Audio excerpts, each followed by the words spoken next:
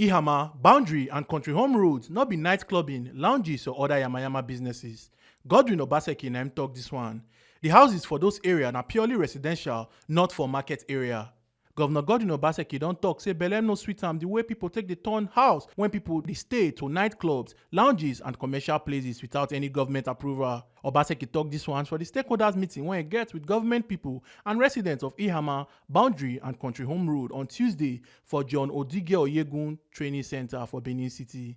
You go remember say Edo State government launch Operation Plan Edo earlier this year to help government properly plan Edo State and make Edo better for Edo people. You go constantly remember say after the State Executive Council meeting, Commissioner for Information and Orientation, Andrew Emata, yan TMC Tori people say government plan to drive Ashawo comot for Country Home, Ihama and Boundary Road for GROA. The committee when Commissioner for Physical Planning, Urban and Regional Development, Isoke Omo be the chairman, can collaborate with security agencies and other government ministries to sharply drive those Ashawos come up for those areas. Governor Godwin Obaseki talk say he know they happy with the way nightclubs they increase, especially for Boundary Road, Ihama, and Country Home. And this one don't spoil the plan of Edo State. Obaseki constantly talk say activities like this they spoil the next generation, and in my administration tanda gidigba to make Edo State dey organized and safe. For over 600 years, we have lived in an orderly society that has been planned by us. And this has been commented on by explorers, people who have visited us over the last centuries. So, we are used to living in a certain type of way as a people. So that when the colonial masters came, they met a place that was planned. It means that people sat down and thought about the physical space and said, okay, this one will be houses. This is how the houses should be. In Benin, we don't have close. Every house opens into a street. There are areas that have been demarcated for certain activities. Way back 600 years ago, you can say, in this area, this is what we do. In this area, this is what we do. So planning is not new to us as a people.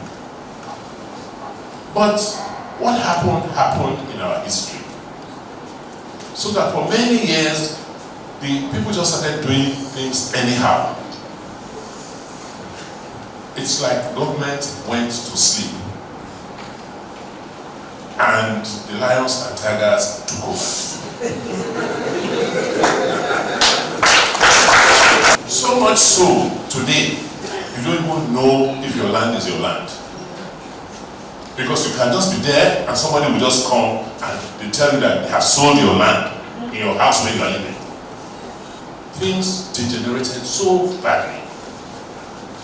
And that's why when we came in to say we wanted to contest elections and we wanted to be re-elected, all of you came out, dropped everything and said we must come back.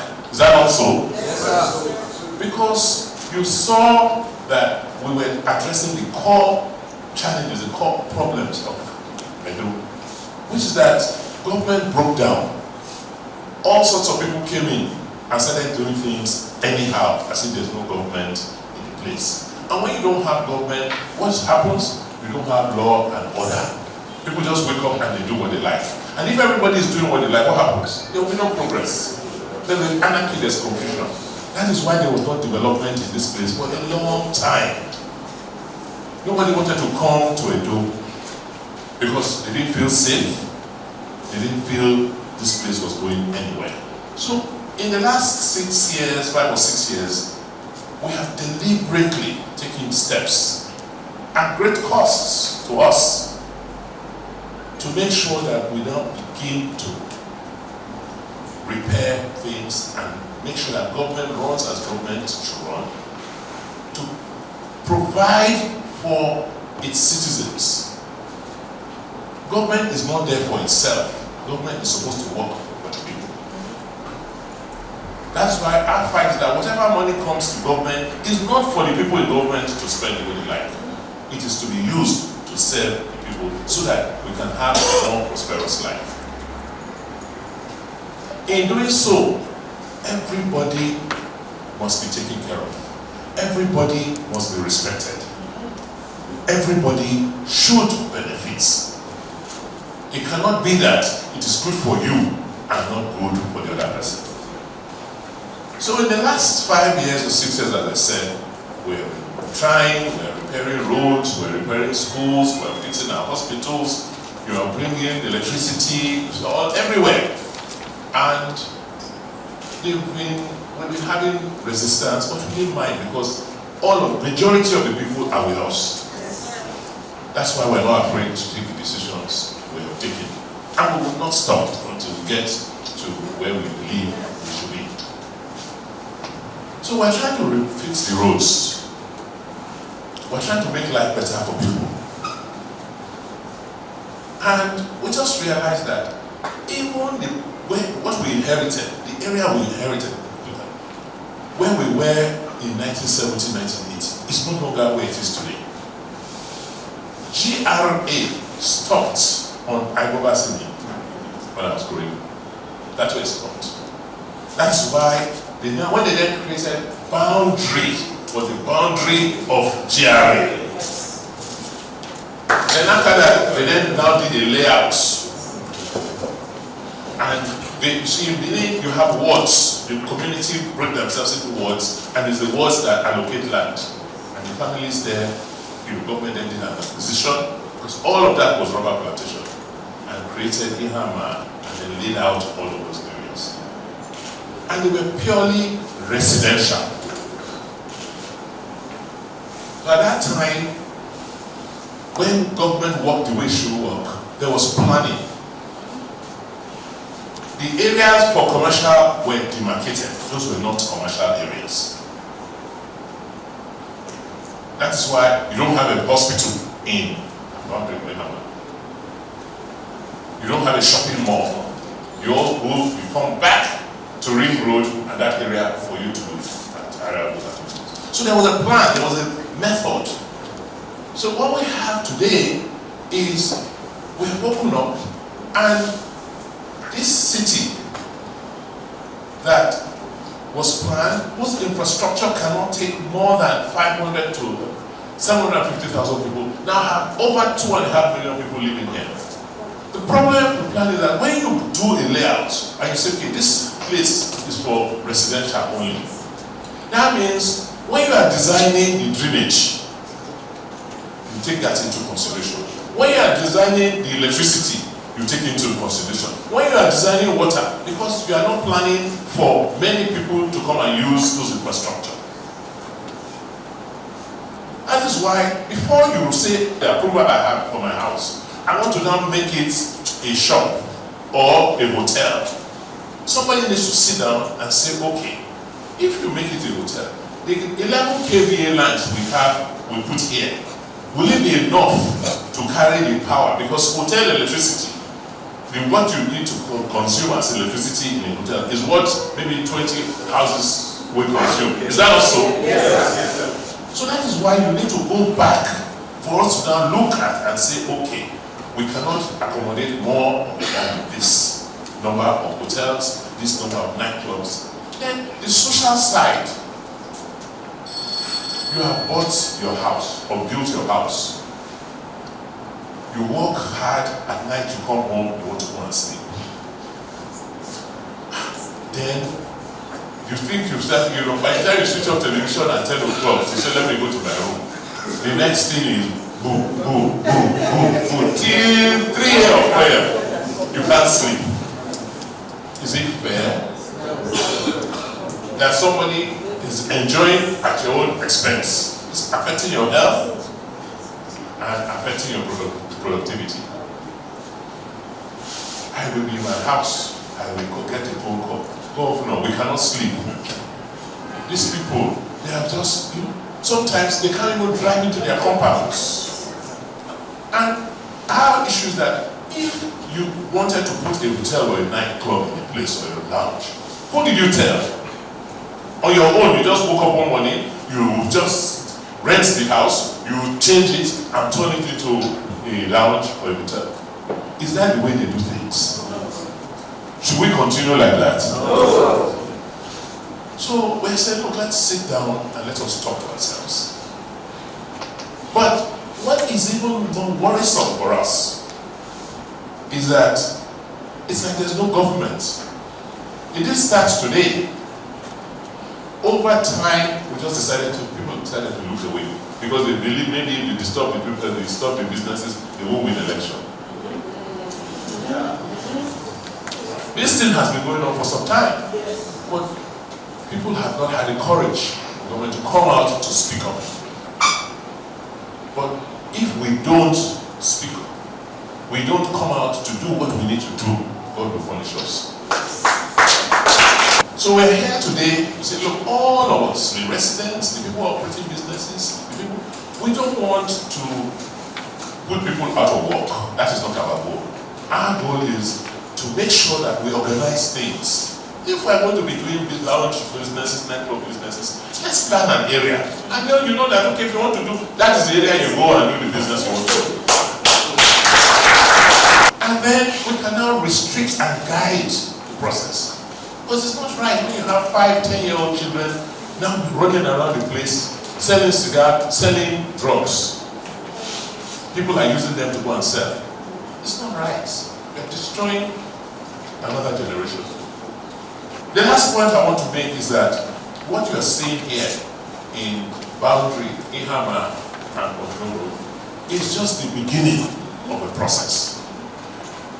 People are asking, oh, you people are doing well, you have tried. Oh, when people leave, how are we sure this will continue? I said the only way it can continue is if the people want it to continue.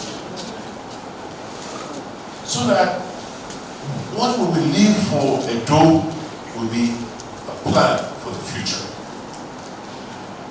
That every area, every aspect of our lives is planned.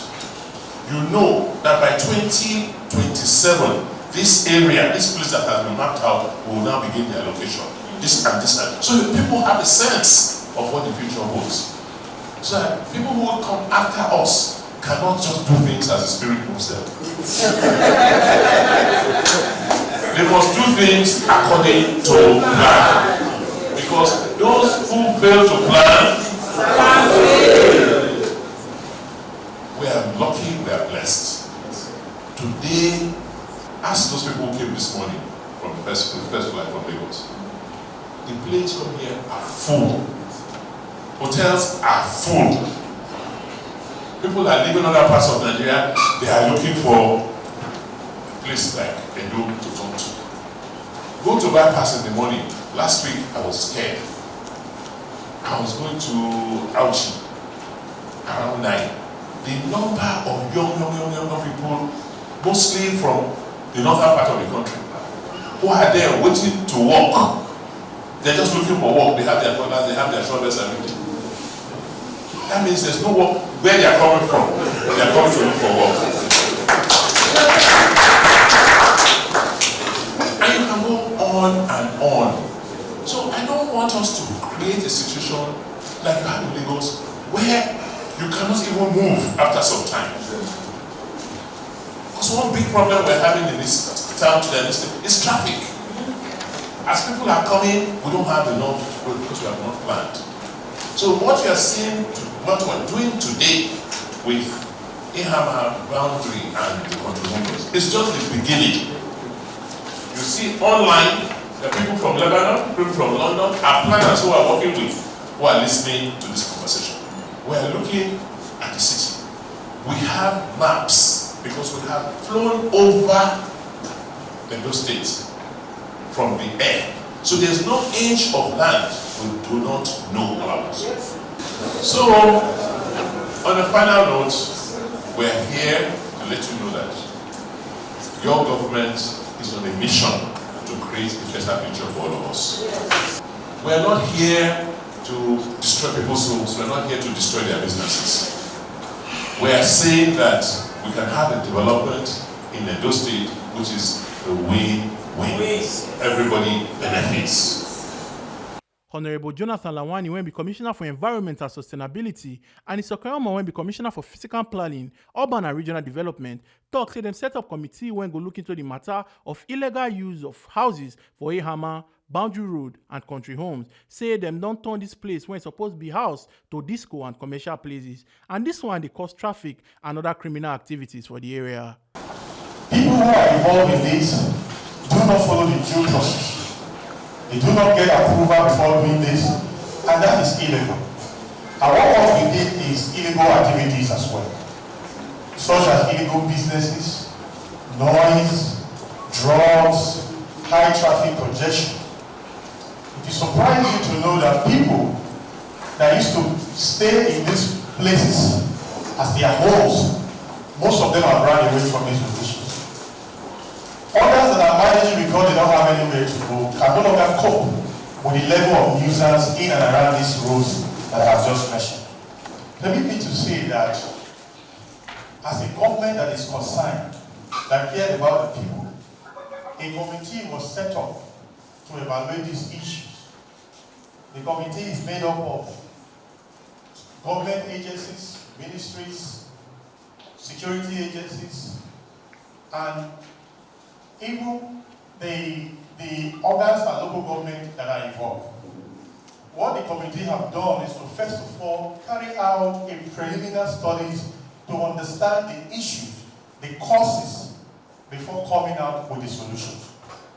It will surprise you our studies, what our studies have revealed, which we are going to share with you today. It will surprise you to know that almost over 80% of houses in these locations have been illegally converted from residential use to commercial purposes without approval. And not just that, the drugs activities, other nuisance like noise pollution is beyond acceptable limit.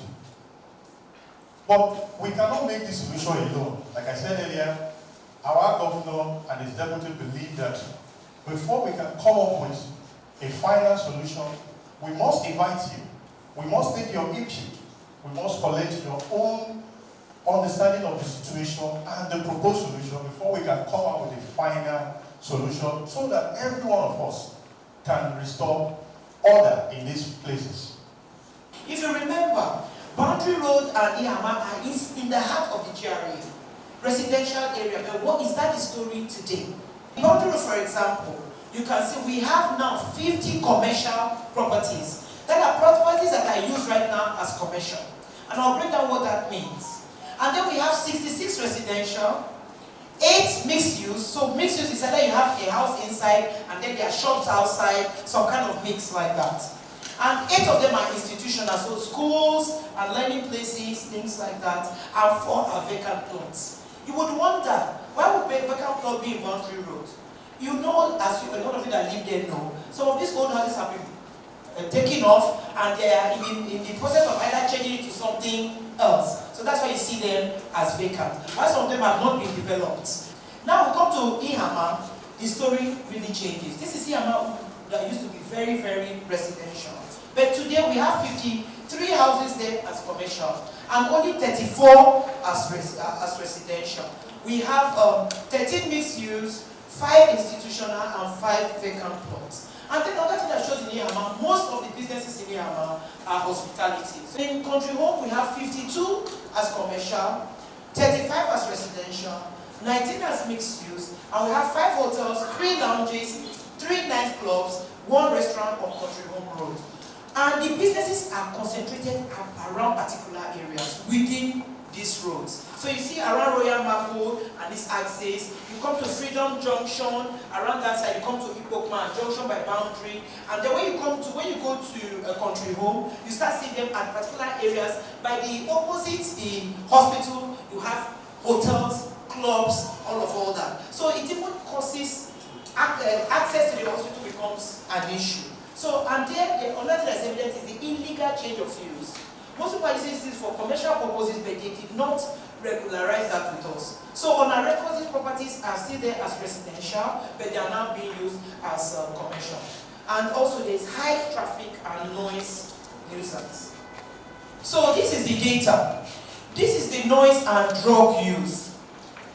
So not only are we using this for commercial activities, but the commercial activities are attracting drug peddling. And the impact of this is huge. not just for the users, but for even our future generation because of the level of abuse. Now we'll talk about the noise quickly. We've taken some particular clubs and gathering areas and just done assessment. And these assessments were done 40 feet away from the noise. The normal standard is the acceptable decibel of noise should be about 50 decibel at 0.2. So the way I'm standing to this speaker, but we were 40 feet away, and these are the levels: 90, 76. We'll be hitting over 100, 120, things like that. And then the drug activity just follows suit. The drug activity is from the roads to the places. So the whole area has become an area where we are peddling drugs, we are doing a lot of antisocial behavior. And you know the consequence of these things. Drug will lead to violence, is that correct? Yes. So that's why we have come here to talk. Let us talk to ourselves. This is what is going on. Is this what we want? Is this how we want to continue to live? So the traffic people, ESMA, road safety, they went also and did an analysis of the traffic. And we did the traffic daytime and nighttime so that we can understand what is going on. And they looked at pedestrians, cyclists, vehicles, people, all that. If you look at the turquoise lines, those are the traffic at night. So you will hear some of them, you will hear the music from way far from the place. The music is already, then the neon lights and just everything is going on. Then there's a lot of loitering. So people are pending their trade there. A lot of noise and antisocial behavior. What really worries me about this are the homeless children. There are a lot of them.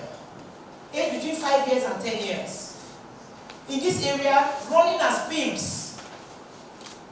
Doing different runs for people that are operating there. Both the drug people, the people providing services, and every other thing going on there. These children are our future. And if this is what they are exposed to, they don't know anything else. To get out of that system will be nearly impossible. Are we going to sell the future of Edo State? Is that what we want? Is that what we want? So we need to start looking at this thing and then try to prevent what is happening. Omo Aluke Ajakaye, TMC TV News.